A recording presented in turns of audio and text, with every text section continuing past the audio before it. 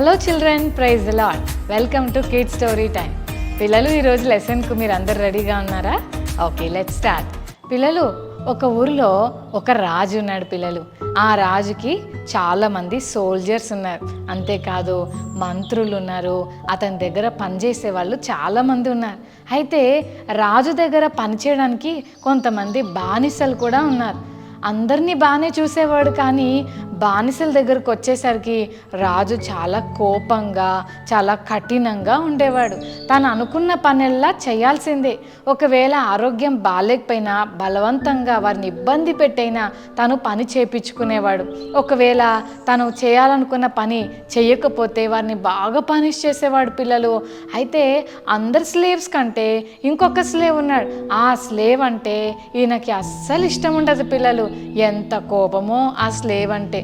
ఆయనతో మాట్లాడేవాడు కాదు, ఆయనకు సరిగా ఫుడ్ పెట్టేవాడు కాదు, తన అవసరతలు ఏవి తీర్చేవాడు కాదు, అస్సలు ప్రేమించేవాడు కాదు. పిల్లలు, బాగా రాజు వల్ల అతడు చాలా బాధపడి ఎప్పుడు దిగులుగా కూర్చునేవాడు. పిల్లలు, ఆరోగ్యం బాలేదు రాజా, ఈ ఒక్కరోజు నన్ను వదిలిపెట్టండి అంటే కూడా రాజు అస్సలు కనికరించేవాడు కాదు.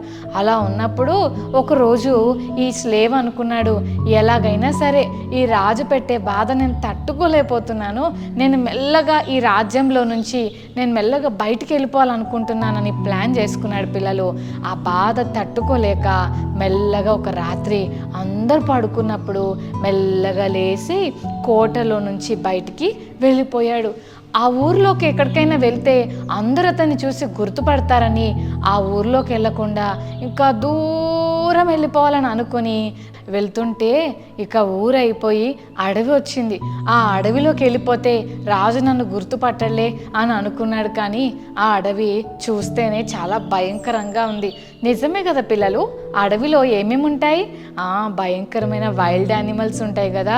అమ్మో, ఈ అడవిలో నేను లయన్కి దొరికిపోయినా, టైగర్కి దొరికిపోయినా, ఇంకా బేర్కి దొరికిపోయినా నా పని అయిపోయినట్టే ఇంకా అని భయపడుతూ ఉన్నాడు. పిల్లలు, అలా అడవిలోకి వెళ్తున్నాడు. ఏం చేసేది లేదు. ఊర్లోకి వెళ్తే నన్ను పట్టుకుపోయి ఎవర్రా నిన్ను వెళ్ళిపోమనింది అని నన్ను ఇంకా కొడతాడు రాజు. అందుకే ఎవరికి కనపడకుండా దూరం వెళ్ళిపోతానని చెప్పి అలా అడవిలోకి వెళ్ళిపోయాడు. పిల్లలు, మొత్తం చెట్లు, ఎక్కడ చూసినా శబ్దాలు, అరుపులు వినబడతా ఉన్నాయి. మెల్లగా వెళ్తున్నాడు. ఎవరికైనా నేను దొరికిపోతానేమో, ఒక పక్కన రాజు మనుషులు వచ్చి నన్ను పట్టుకెళ్ళిపోతారేమో అని ఒక భయం, ఇంకో పక్కన వైల్డ్ యానిమల్స్ వచ్చి నన్ను తినేస్తాయేమో అని మరొక భయం. ఈ భయంతో అలా చూస్తుంటే ఒక పెద్ద లయన్ ఉంది. పిల్లలు, ఆ లయన్ అలా కూర్చొని అలా చూస్తూ ఉంది. పిల్లలు, లయన్ను చూడగానే చాలా భయం వేసింది. పిల్లలు, మీకు కూడా లయన్ అంటే భయం కదా? అమ్మో, లయన్ మనుషుల్ని తినేస్తుందని మనకి లయన్ అంటే భయం కదా. ఈ స్లేవ్ కూడా చాలా భయపడుతున్నాడు. కానీ ఆ లయన్ ముఖం అలాగే చూస్తుంటే అది చాలా బాధలో ఉన్నట్టు అర్థమైంది. ఈ అంకుల్ వెంటనే అనుకున్నాడు, పాపం అదేదో ఇబ్బందిలో ఉంది, దానికి ఏదైనా సహాయం చేయాలేమో అని బాగా చూస్తుంటే దాని కాళ్లకు ఇంత పెద్ద ముళ్ళు ఇరుక్కుపోయింది. పిల్లలు, అది తీసుకోలేక, నడవడం రాక, పరిగెత్తలేక చాలా ఇబ్బంది పడుతుంది ఆ లయన్. ఏం చేయాలో అర్థం కాక బాధపడుతుంటే అప్పుడు ఈ అంకుల్ అన్నాడు, లయన్, నేను నీకు హెల్ప్ చేయాలనుకుంటున్నాను, కానీ నువ్వు నన్ను ఏమి చెయ్యొద్దే, ఓకేనా అని మెల్లగా అడుగుతూ లయన్ దగ్గరికి వచ్చాడు. అది అలాగే చూస్తుంది. పిల్లలు, అప్పుడు వెంటనే దాని కాళ్ళకున్న ఆ ముళ్ళుని భయపడుకుంటూ మెల్లగా తీసేశాడు. పిల్లలు, తీసేయగానే లయన్ చాలా హ్యాపీగా ఫీల్ అయింది. మరి నిజంగానే హెల్ప్ చేశాడు కదా. అందుకని ఈ స్లేవ్ను ఏమనకుండా లయన్ మెల్లగా లేచి ఆ అంకుల్ని గుర్తుపెట్టుకొని తన దారిలో తాను వెళ్ళిపోయింది. కొన్ని రోజుల తర్వాత రాజు అలాగే తన సోల్జర్స్ని తీసుకొని ఫారెస్ట్లో ఉన్న కొన్ని యానిమల్స్ను తన రాజ్యంలో ఒక చోట పెట్టాలని అనుకున్నాడు. పిల్లలు, అందుకని తన సోల్జర్స్ని తీసుకొని చాలా యానిమల్స్ని మనం హంట్ చేద్దాం రండి, కేజెస్లో బర్డ్స్ని దాచిపెడదాం, డెన్లో లయన్స్ని దాచిపెడదాం అని చెప్పి సోల్జర్స్ని తీసుకొని రాజు అడవిలోకి వస్తాడు. అడవిలోకి వచ్చినప్పుడు అక్కడున్న నెమళ్ళు అంటే పికాక్లను పట్టుకుంటారు, ర్యాబిట్స్ని పట్టుకుంటారు, డేర్స్ని పట్టుకుంటారు. అలా వెతుకుతుంటే ఈ లయన్ కూడా దూరికేస్తుంది. లయన్ని కూడా తీసుకెళ్ళిపోతారు. తీసుకొని వెళ్ళి ఒక డెన్ కట్టించి పెట్టాడు కదా ఆ రాజు, అందుకని ఆ డెన్లోకి ఈ లయన్ని పడేద్దామని చూస్తున్నారు. ఈ లోపల అన్ని యానిమల్స్ని తీసుకొని వెళ్తుంటే ఒక సోల్జర్ ఉండి, రాజా నీకు ఒక మాట చెప్పాలి, త్వరగా ప్లీజ్ కమ్. అదిగో రాజా, మొన్న మనమందరం ఎతుకుతున్న స్లేవ్ అదిగో పడుకున్నాడు చూడు ఆ చెట్టు కింద, వీడు పారిపోయి వచ్చి అక్కడ పడుకున్నాడు చూడు అని చెప్పి అక్కడున్న సోల్జర్స్ అతన్ని పట్టిస్తారు పిల్లలు.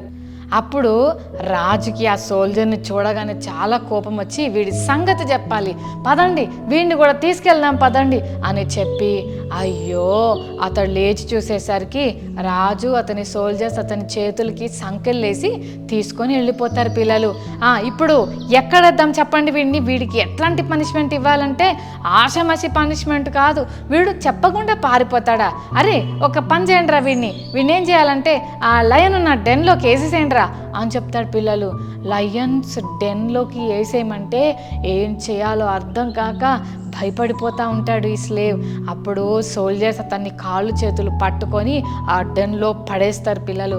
పడేయగానే భయంగా నన్ను ఏ లయన్ తినేస్తుందో అని కంగారుగా ఇలా ఎత్తుకుతూ ఉంటే అప్పుడు ఒక లయన్ అతన్ని చూసి గుర్తుపడుతుంది.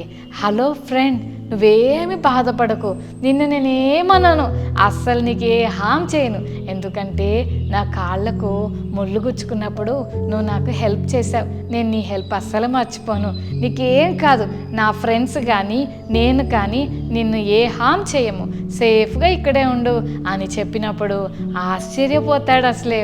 నువ్వే కదా నన్ను కాపాడుతానంటున్నావు, వావ్ నిజంగా నీకు చాలా థ్యాంక్స్ లయన్ అని చెప్పి లయన్కు థ్యాంక్స్ చెప్తాడు. పిల్లలు మరి ఈ స్లేవ్ లయన్కి హెల్ప్ చేసినందుకు లయన్ కూడా స్లేవ్కు హెల్ప్ చేసింది. ఎంత గ్రేట్ కదా. మనం ఎవరికైనా హెల్ప్ చేస్తే మనం కూడా కష్ట పరిస్థితిలో ఉన్నప్పుడు మనకి కూడా హెల్ప్ చేస్తారు. బైబిల్లో ఏమని రాయబడి ఉందంటే మనం ఏమి విత్తుతామో అదే మనం కోస్తామని. నిజంగానే కదా పిల్లలు. బైబిల్ గ్రంథంలో కూడా మరి ఎరికో అనే పట్టణంలో రాహాబు అనే ఒక ఆంటీ ఉంది. ఈ ఆంటీ అన్ని బ్యాడ్ పనులు చేస్తుండేది. ఎరికో ప్రాకారం మీద ఈ ఆంటీ ఇల్లు కట్టుకొని ఉండేది. ఆ ఫెన్సింగ్ వాల్స్ చాలా స్ట్రాంగ్గా చాలా పెద్దగా ఉండేవి. దాని మీద ఈ ఆంటీ ఇల్లు కట్టుకుంది. జాషువా అనే లీడర్ ఇశ్రాయేల్ ప్రజల నుంచి ఇద్దరిని పంపించి ఎరికో పట్టణం ఎలా ఉంది చూసిరండి అన్నప్పుడు ఈ ఇద్దరు అన్నలు ఎక్కడికి వెళ్ళాలా అని ఆలోచిస్తుంటే రాహాబ్ ఆంటీ వాళ్ళ ఇంటికి వెళ్ళడం వాళ్ళకి చాలా ఈజీ అయిపోయింది. అందుకని వాళ్ళిద్దరూ రాహాబ్ ఆంటీ వాళ్ళ ఇంటికి వెళ్ళినప్పుడు ఆంటీ వాళ్ళతో మాట్లాడుతుంది. మీ దేవుడు చాలా గొప్పవాడని మాకు తెలిసింది, ఎర్ర సముద్రాన్ని చీల్చినవాడు మీ దేవుడు అంట కదా, ఆకాశం నుంచి మన్నా కురిపించాడు, బండ నుండి నీళ్ళు ఇచ్చాడు. అమ్మో మీ దేవుని గొప్పతనం గురించి మేము తెలుసుకున్నాక మా ఊర్లో ఉన్న ప్రజలందరూ కూడా మీ దేవుడికి చాలా భయపడతారు తెలుసా, మీ దేవుడు అంటే నాకు కూడా చాలా భయం, అంతేకాదు మీ దేవుడే నిజమైన వాడని నేను కూడా నమ్ముతున్నాను అని ప్రభువుని గురించి ఆంటీ ఆమెకు తెలిసిన విషయాన్ని అన్నలకు చెప్పింది. అప్పుడు ఆ అన్నలు అన్నారు, మరి మేము ఎందుకు వచ్చామంటే ఈ ప్లేస్ ఎలా ఉందో తెలుసుకోవడానికి వచ్చాము, మరి ఇప్పుడు మేము వెళ్తామన్నప్పుడు ఆంటీ ఎప్పుడైతే ఆ ఇద్దరితో మాట్లాడుతుందో వెంటనే ఈ విషయం రాజుకు తెలిసిపోయి గబగబా కొంతమంది సోల్జర్స్ని ఆంటీ వాళ్ళ ఇంటికి పంపించాడు. ఆంటీ డోర్ దగ్గరకు వచ్చి టకటక నాక్ చేస్తున్నా, హలో తలుపు తీయండి, త్వరగా తలుపు తీయండి అంటే అప్పుడు ఆంటీకి అర్థమైపోయింది, అమ్మో రాజు దగ్గర నుంచి ఎవరు వచ్చారని. గబగబా వాళ్ళని పైకి పంపించి ఇంటి మీద ఉన్న ఆ జమ్ములో వీళ్ళని దాచిపెట్టేసి ఆంటీ గబగబా కిందికి వచ్చింది. సోల్జర్స్ అడుగుతున్నారు, మీ ఇంటికి ఇద్దరు మనుషులు వచ్చారు, ఎక్కడున్నారు చెప్పు అని అంటే ఆ ఆంటీ అనింది, వచ్చిన మాట అయితే కరెక్టే అండి, ఇప్పుడే వెళ్ళారు, మీరు త్వరగా వెళ్ళిపోండి మీకు దొరుకుతారని ఆంటీ చెప్పినప్పుడు వాళ్ళు పరిగెత్తుకుంటూ వెళ్ళేసరికి గబగబా ఆంటీ తలుపులేసి పైకి వెళ్ళి వాళ్ళకి చెప్పింది, నేను మిమ్మల్ని కాపాడాను, మా దేశంలో ఉన్న అధికారులు మిమ్మల్ని చంపాలని చూశారు, సైనికులు వచ్చారు మీకోసం వచ్చారు, కానీ ఈరోజు నేను మిమ్మల్ని కాపాడాను కదా, మరి మీరు మా పట్టణం మీదకి యుద్ధం చేయడానికి వచ్చినప్పుడు తప్పకుండా నన్ను మర్చిపోకండి, నాకు మీరు హెల్ప్ చేయాలి, నన్ను నన్ను, నా ఇంటి వాళ్ళని, మా ఫ్యామిలీ మెంబర్స్ని మీరు కాపాడాలి ప్లీజ్ అని అడిగింది పిల్లలు. అప్పుడు వాళ్ళు అన్నారు, మమ్మల్ని నువ్వు కాపాడావు కాబట్టి తప్పకుండా మేము కూడా నీకు హెల్ప్ చేస్తాం అని చెప్పినప్పుడు ఎర్రని తాడుని కిటికీలో నుంచి వేసినప్పుడు ఆ తాడుని పట్టుకొని ఆ ఇద్దరు వెళ్ళిపోతారు. వెళ్తూ అంటారు, ఈ ఎర్రని తాడు ఇక్కడే ఉంచు, ఒకవేళ ఇది కనుక తీసేస్తే మేమేం చేయలేం, ఈ తాడును మీరు తీసివేయొద్దు అని చెప్తారు పిల్లలు.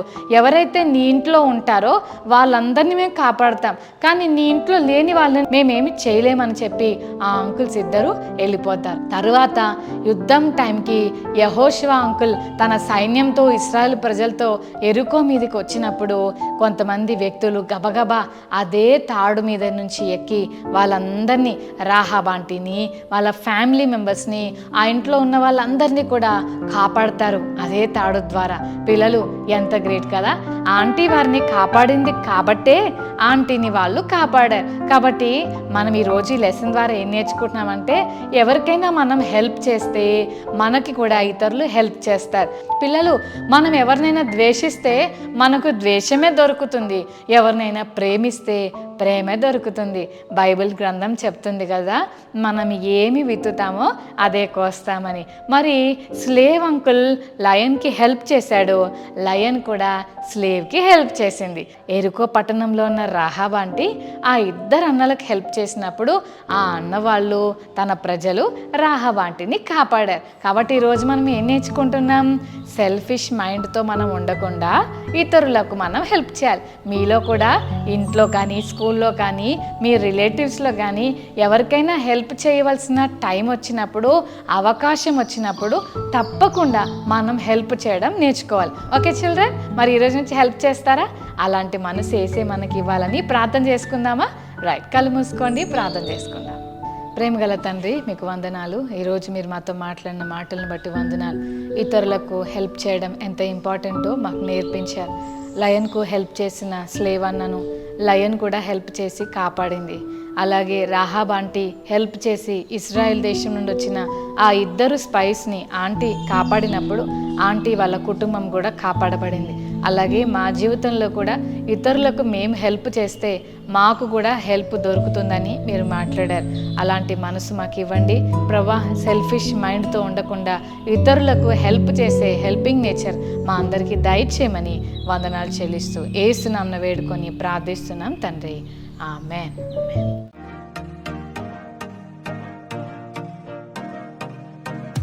ఓకే చిల్డ్రన్, ఈరోజు మెమరీ వర్స్ నేర్చుకుందామా? గలతీ 6:7. మోసపోకుడి, దేవుడు వెక్కిరింపబడడు, మనుష్యుడు ఏమి విత్తునో ఆ పంటనే కోయును. గలతీ 6:7. ఓకే చిల్డ్రన్, మరోసారి నేర్చుకుందామా? గలతీ 6:7. మోసపోకుడి, దేవుడు వెక్కిరింపబడడు, మనుష్యుడు ఏమి విత్తునో ఆ పంటనే కోయును. గలతీ 6:7. Okay children, God bless you. Bye.